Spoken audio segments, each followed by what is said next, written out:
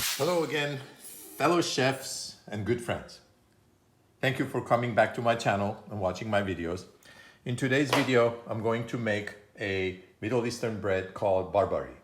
But I'm gonna put a twist to it where I'm gonna give it a lot of sesame flavor. Now, traditionally, Barbari comes with sesame seeds on top.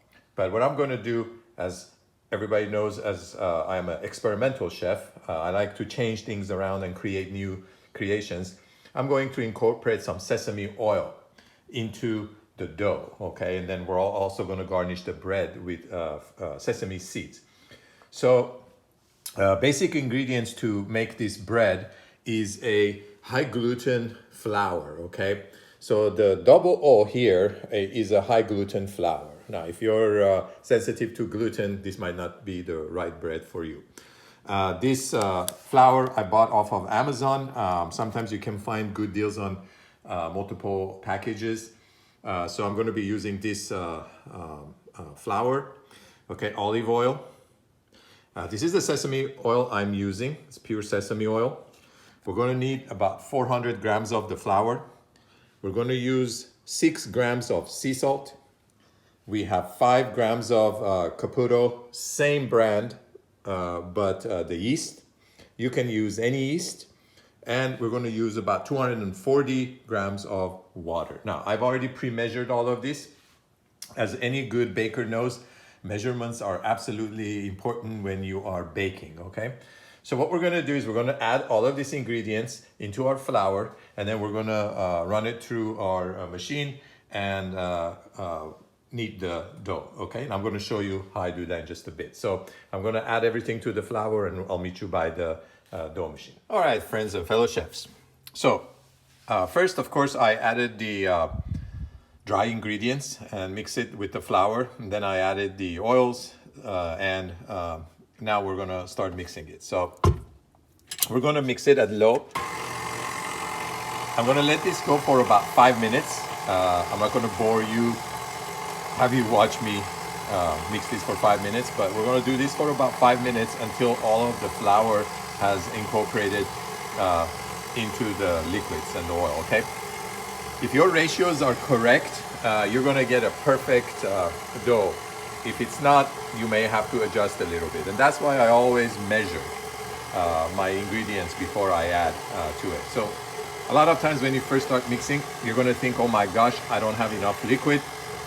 But be patient, let your machine go, or you can hand knead these too if you don't have a machine. You can do it by hand. So we're gonna get this going until we get this sticky dough, okay? It's not gonna be dry, it's not gonna be wet, it's gonna be just right. And I'll show you in about 5 minutes what that looks like. And I'll let you know what we do next, okay? Just hang in. Alrighty, so 5 minutes is up. We're going to stop our machine. I'm gonna lift this up and show you what it looks like, okay? So the dough is just about right. It's not too sticky. It is kind of loose, as you can see. Let's see if I can get this right. Now, it's very important at this point, okay, to stop and let the dough rest. As you let the dough rest, the glutens loosen up, or whatever the chemistry is that it happens in there. So we're gonna let this rest another 5 minutes, and I time all of my timings, okay? So 5 minutes, it's just gonna sit here, we're not gonna do anything, and then we're gonna knead it for another 5 minutes, all right? And then I'll show you what that looks like. Alrighty, so we're back. What we did is we ran this for 5 minutes with the flour and the ingredients. We let it rest for 5 minutes, and then we ran it for another 5 minutes. And you can see the dough is starting to get this very stringy feel to it, which is what we want, okay? And Barbari is kind of like a stringy, chewy type of a bread. It's very delicious, and traditionally it's consumed for breakfast, okay, with cheeses and butter and eggs and whatever else you like. So what I'm going to do is remove my dough from the machine, put it in a put it in an oiled bowl, and I'm going to show you how I do that and what I do next. Alrighty, so here we have our dough in our bowl. I didn't work it too much. I just transferred it from the mixing bowl into this bowl. The bowl is lightly oiled. I oiled it with olive oil. Now I'm gonna put a saran wrap over this. If you're ready to bake it the same day, you can just leave it outside and let it rise. Or if you're not ready to do that yet, you can put it in the fridge and it's still gonna rise, but the cold is gonna slow the process of the fermentation of the yeast down a bit, okay? So what I do is I usually put it in the fridge, and about a couple of hours before I'm ready to bake it, I take it out of the fridge and let it rest outside. So as we let it rest here, what it does is the glutens also still continue doing their magic with the yeast. We're gonna make this Barbari in my wood-burning pizza oven. Now, if you don't have a wood-burning pizza oven or a gas or pizza oven, you can do it in your home oven, and you probably will get the same results. With the wood-burning pizza oven, I get that smoky flavor to the bread, which is really good. So we're gonna wrap this up, put it in the fridge, and when we're ready to use it, we'll continue the video and I'll show you what I do next, all right? Great. My dough is rising, keep on rising, rising, rising, keep on rising. All right, so our dough rose to twice its size. I took it out of our bowl, so I'm just gonna work it a little bit, okay? And then we're gonna cut it into two pieces. You can do one big bread or you can do a few small ones, but I think this is perfect to do like two. So we're gonna do that.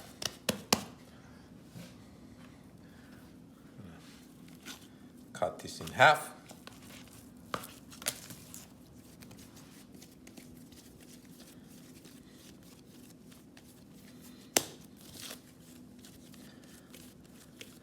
All right, so we're gonna let this rest a few minutes, and then we're gonna meet outside in my cooking area, and we're gonna bake this in our pizza oven.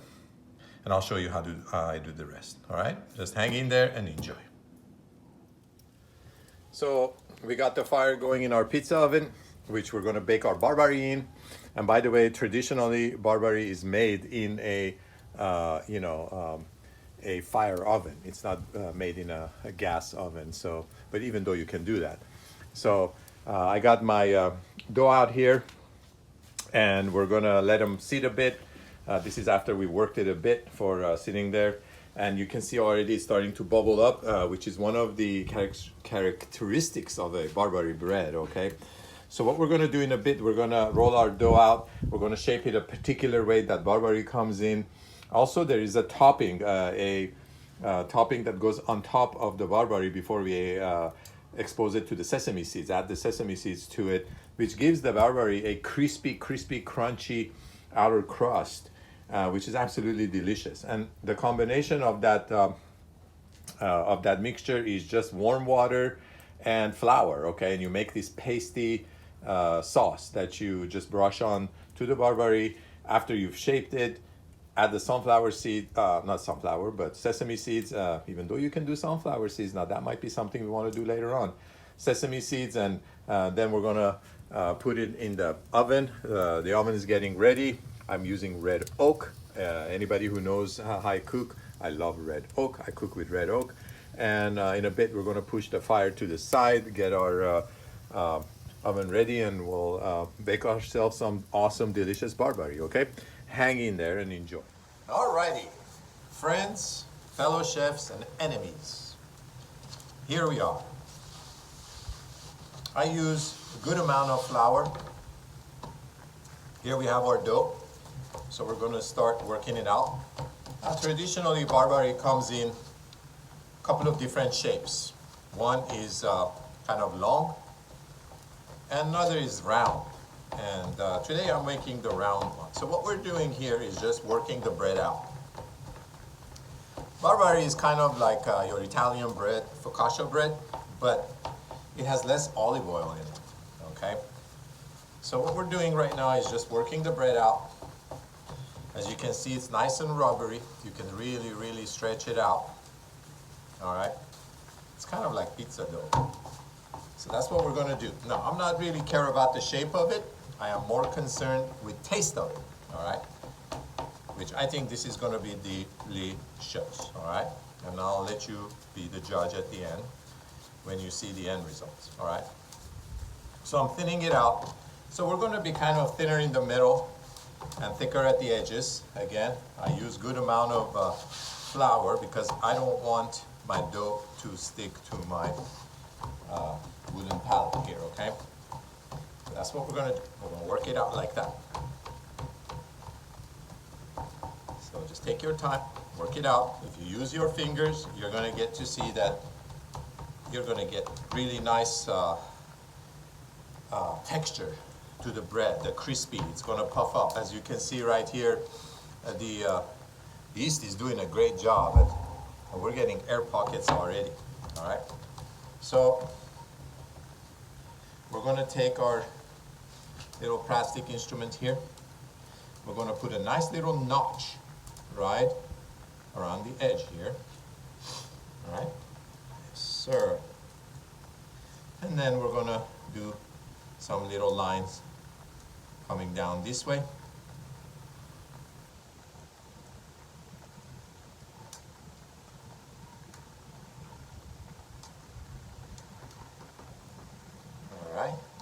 We're doing that again. I want to make sure that my dough doesn't stick to my palette here. So I'm going to do that. If you get little holes here, like I did, that's all right. Don't worry. It's just going to make it crispier, okay? So there you go. And my mouth is already watering because it does on every video I do. All right. We're going to do that. Awesome. This is looking better and better. Okay, so now what I'm going to do is I'm going to let this sit here while I go and prepare the, like I said, the topping that goes on top of it. We're going to brush on with our little brush here. So I'm going to prepare that, and I'm going to show you how I do that right now. Okay, and while this is sitting here, the yeast is going to make more gas, and we're going to get even more bubbles, and we'll have a crustier bread. As you can see, I can shake this and it's not stuck to my palette. So I'll see you inside by my oven, and where I'm going to show you how I do the sauce that we're going to rub on this. So I have my stove on simmer here. I have a little pot with water. I've already started heating this up. I'm going to add some flour to it, and I'm just going to stir in it. Okay, so we're going to make a paste.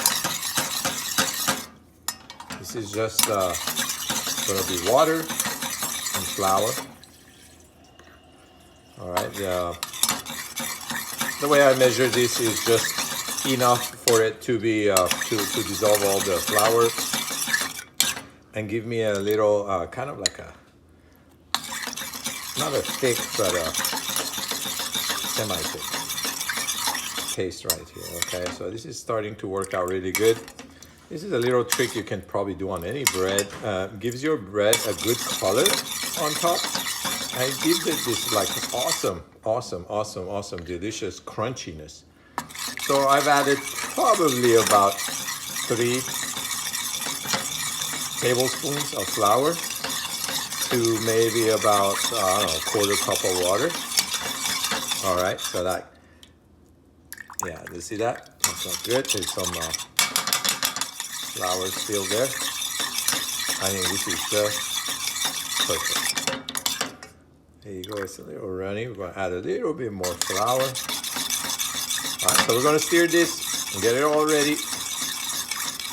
And then we'll go back outside and I'll show you what I do with this, okay? I have my little paste sauce here. My bread, since I've worked it, is starting to rise a little bit. I have another one going here, and our fire is getting just about there. So in a bit, I'm gonna push the fire to the side, and we're gonna clean our tiles here, our bricks here, to receive this delicious piece of bread, and we're gonna bake it, and we're gonna see how it turns out, okay? So before we do that, what we'll do is we'll take this with a brush, brush it onto our bread, and we're gonna introduce our sesame seeds, all right? And then bake it. So hang in there and enjoy. All right, so you can see my pizza oven is almost up to about 550, maybe a little bit past it. It looks beautiful in there. We got the surface all cleaned up, and we're ready to introduce our bread. So what we're gonna do is go ahead and put our paste on the bread, sesame seeds, and we're ready to rock and roll. Okay, here we go. Okay, here we go. So we got our little paste we made with flour and warm water. We're gonna brush that on. We're not gonna be shy. We're not going to be shy because I think the thicker the layer, the crispier it'll be. But also at the same time, we don't want to make sure that too much of it doesn't soak through and make our dough stick to our palette here. So we want to always make sure that our dough is moving on our palette, okay? So there you go. I'll try to fill all my cracks and crevices. Not mine, but the dough's with this yummy, juicy mixture, okay? And we got our sesame seeds. I love sesame seeds, so I incorporate a lot of sesame seeds in there. And remember, we put some sesame seed oil in here to give it more crispiness, all right? So here we have it, sir. And we're ready to go in the oven. All right, just follow me. Okay, and here we go. Oh yeah, baby, here we go. And we're gonna give it a few minutes. I'm gonna leave the door open here so I can monitor how it's cooking. Ooh, it's hot. And I'll show you the end results. As this delicious bread bakes, you're gonna notice that it's gonna even puff up more. There's gonna be a lot of puffiness to it, which gives it a very crispy, crunchy outer surface, okay? Yeah, so it's been there about a minute and a half, and the corners closer to the fire. It's getting baked. My gosh, I can smell it, and it smells so delicious. So what I'm gonna do is I'm gonna use my peel to just kind of turn it around, and you can see the crispiness there. All right, we want it to bake evenly. I'm trying to video as I am baking this, and it's really hot, and I hope my iPhone doesn't get damaged by the heat. Here we go. So as this yumminess is baking, I'm going to continue turning it around. And this is the funnest part of all of this, is just like just doing it. For me, cooking is more fun than eating it. So I love cooking for my friends. I love cooking for anybody who would love to enjoy my cooking. So hey, if you like what you see, let me know. Hey, I might cook for you someday, all right? There we go. And look at this little piece of beauty. Look at how gorgeous this thing is turning out to be. All right. So here we have our delicious piece of bread. My iPhone got so hot from the heat from the pizza oven that it shut down, and it told me that I need to cool it off. So I took it to the refrigerator and cooled it down a bit. So here is my bread. Listen to this. This is crunchy and delicious. So what we're gonna do is let it rest while we cook the other one. We're gonna do the same procedure, okay? And then once it's cooled down, I'll cut it open into slices and show you guys what it looks like. So this is our second bread. You can see this one is bubbling up pretty good. And I'm gonna keep spinning it around until it's perfectly baked. All right, folks, here's a little trick. If your bread is not crisping up on the top, but the edges are cooked, what you do is you take your peel and you hold your pizza, or especially if you have a pizza going here, which we will in a bit, and you want a crispy cheese, you hold it up because the heat is, it's more hot on top of the oven. That'll give kind of like a, I guess it's a broil effect, and it'll crisp up the top of your bread, okay? Yeah. So there's the little. Okay, so we got our 2 pieces of Barbari bread here. This one's the first one we made. It's a little bit crispier. This one's the second one we made. I made this one a little bit thicker, all right? They're resting right now. But what I want you to do is tell me, how do you like your Barbari, okay? Do you like it crispy or do you like it more puffy, okay? Let me know down below on comments, okay? So in a bit, we're gonna let this rest for about 10, 15, maybe 20 minutes. I'll take it inside, and then what I'm gonna do is I'm gonna slice this up, and I'm gonna share a secret or a surprise with you guys, all right? So stay tuned to know what that secret or surprise is, all right? Hang in there. Okay, my fellow chefs, friends, and enemies. So our bread has cooled down, and I thought I slice this open. Honestly, I like the crispy Barbari better. I hope you commented as which one you like better. So I'm gonna cut into this, and I want you to listen. Check this out. Isn't this beautiful? I'm gonna cut a little slice out of it. I'm gonna taste it. Oh my God. I think adding the sesame oil to the olive oil, if you like sesame seeds, this is the bread for you, okay? Now I promised you guys a surprise, a secret. If you remember earlier in the video, I mentioned to you guys that this is a breakfast bread. Of course you can have it lunch or dinner, but when I grew up with this bread, and we ate this for breakfast almost every morning. This bread is really good with butter, cream cheese, and any type of jam or jelly that you like. Well, guess what? This is the surprise. Here at Wildhaven Acres, which this video is being made, we grow 5 different types of figs, okay? This one is white Genoa. This one is Italian Everbearing. These are preserves. These jars are packed with organically grown figs. There's no pesticides, herbicides. This is from my orchard. If you watch my other videos, you know I'm big on growing my own vegetables and food. And this is available actually to purchase. This is made in our home certified kitchen, okay, at wildhavenacres.com. Check it out. You can buy this online. Now, if you're local here on the Central Coast, then you can just come pick it up, or we can ship it to you, all right? You have to taste this preserve, okay? It's absolutely delicious. And I'm not just saying that because I grow and I make this, okay?